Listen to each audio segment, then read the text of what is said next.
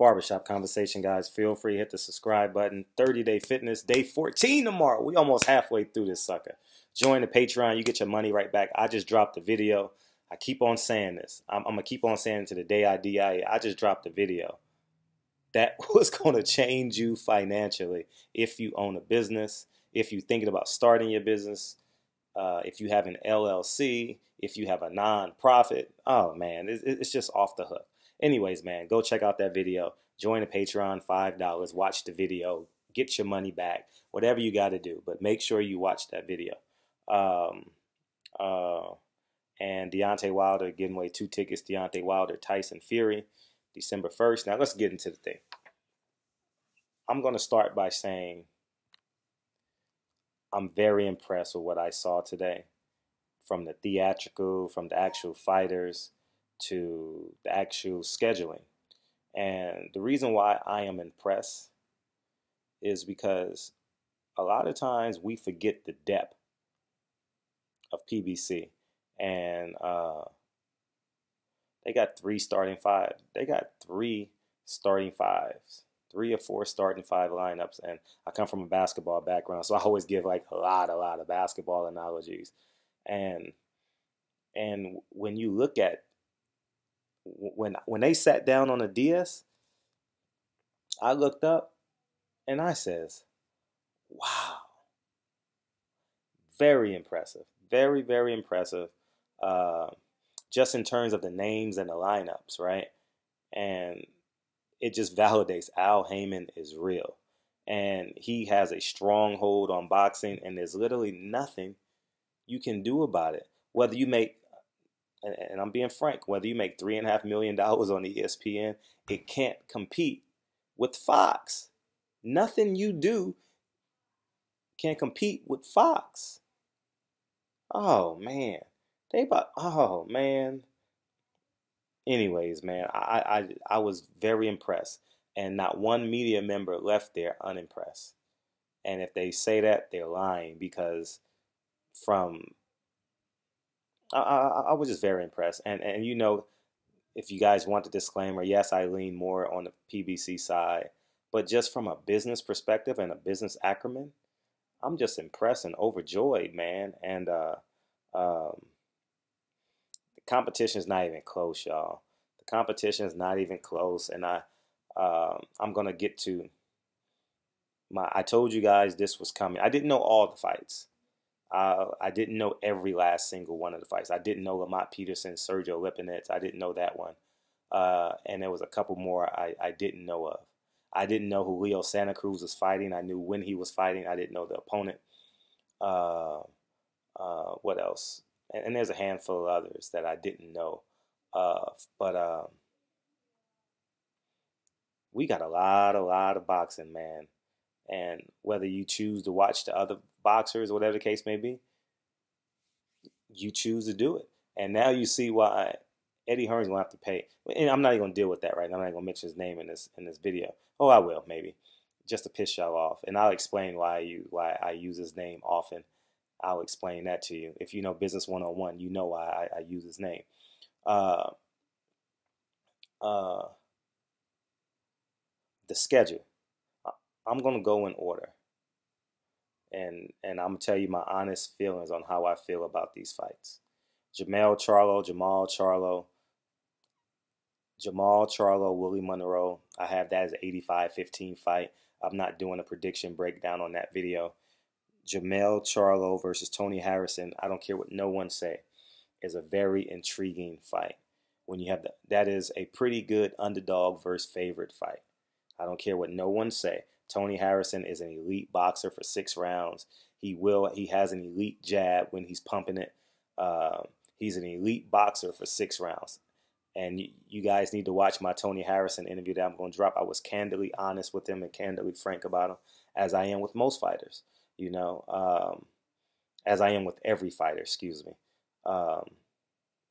And I explained, I told him, I was like, your problem is the championship rounds. Simply put, it's just the championship rounds. You have no problems round 1 through 8. The last third of the fight is your problem. And if you can fix that problem, you are a major player at the 154-pound limit. Um, how can you not love Gerald Washington Konecki fight? That's a 50. That's a legitimate 55-45 fight either way. No matter what you think about, it. Let's go back January 13th, Sunday. It's a Sunday. Microsoft Uzakaki versus Caleb Plant. The battles of the unknown and the boogeyman. Right? People project Caleb Plant as a guy who they don't know much about. They know he's slick. They know he's got a lot of swagger. He got a lot of style.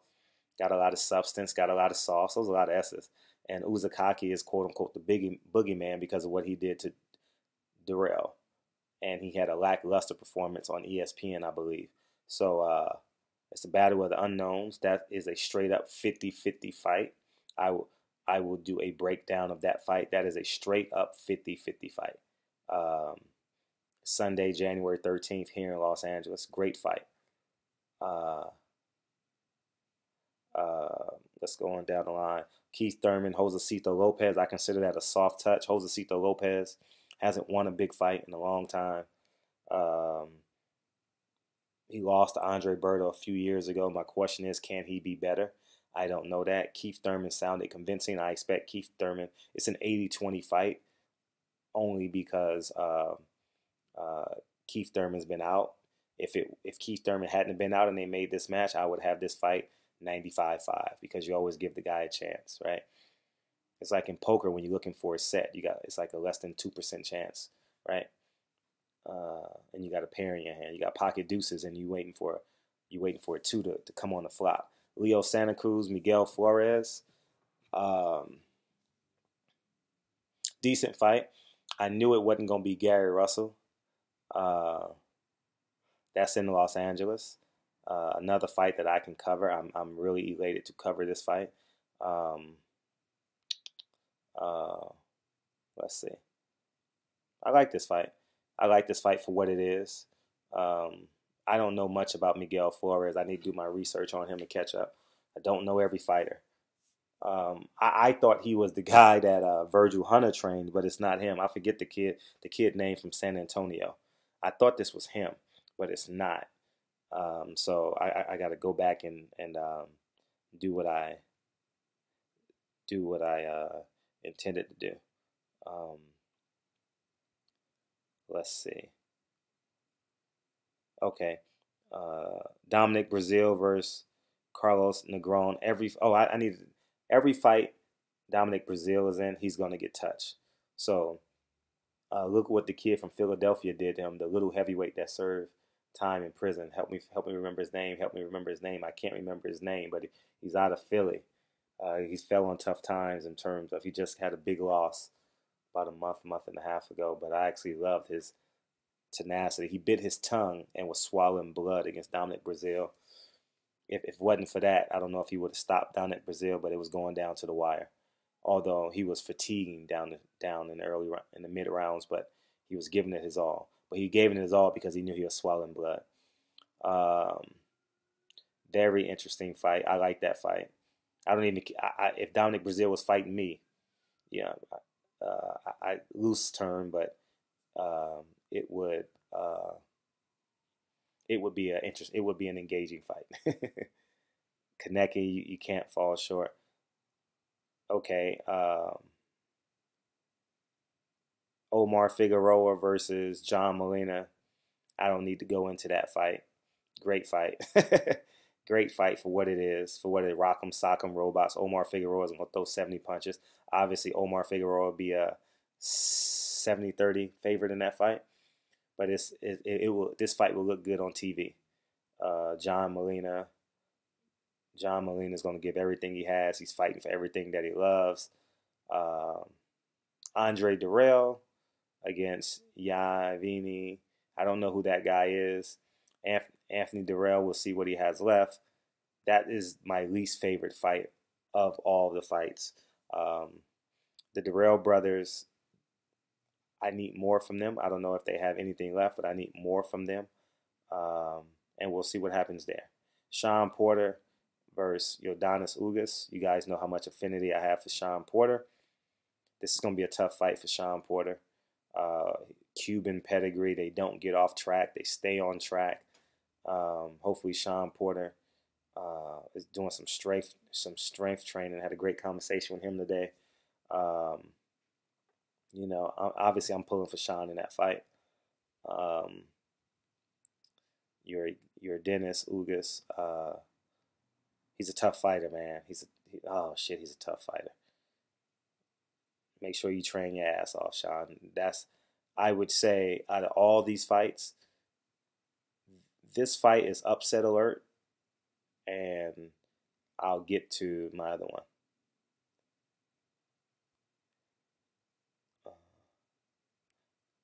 Let's see. Errol Spence versus Mikey Garcia.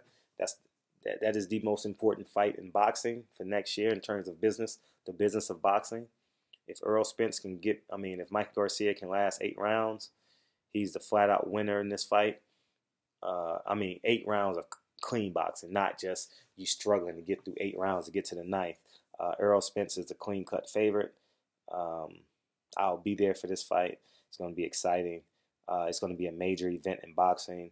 The press tour has already started because everyone has an opinion on this fight, and that's what a boxing event does. It forces you to have an opinion on it. Oh, it's a bum fight. Errol gonna walk through him. Oh, hold up. Mikey Garcia has a chance. Remember Roberto Duran, right? One of the most. Lamont Peterson, Sergio Lipinets.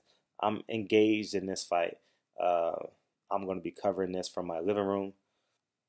But I'm real excited to see this fight. Hopefully we can get the Russells on the undercard of this fight. And I'm sure they'll be on the undercard of this fight. So I'm real happy for Lamont Peterson. That's a 60-40 fight either way.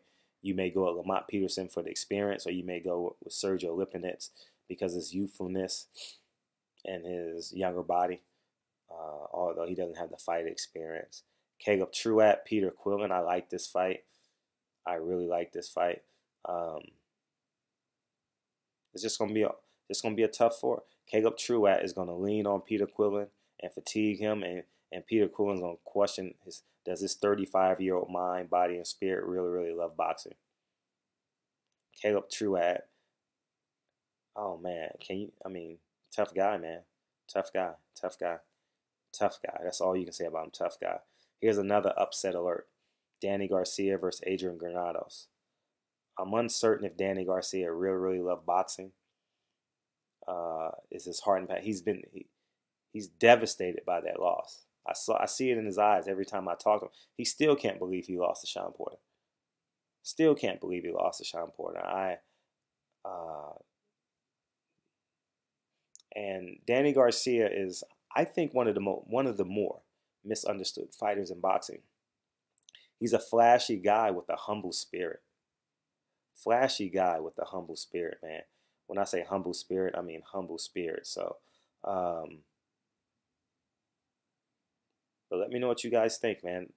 That's what we got coming in, and it's going to be an exciting time. So, anyways, man, that's what I think of the schedule. I'll give my breakdown of the day. I'll do more videos on this as time permits tonight, and we'll be looking forward. So anyways, man, barbershop conversations, man. Feel free, hit the subscribe button. Don't forget to join my Patreon. You get the money literally right back. And I'll talk to you guys real soon. Appreciate you guys. Peace.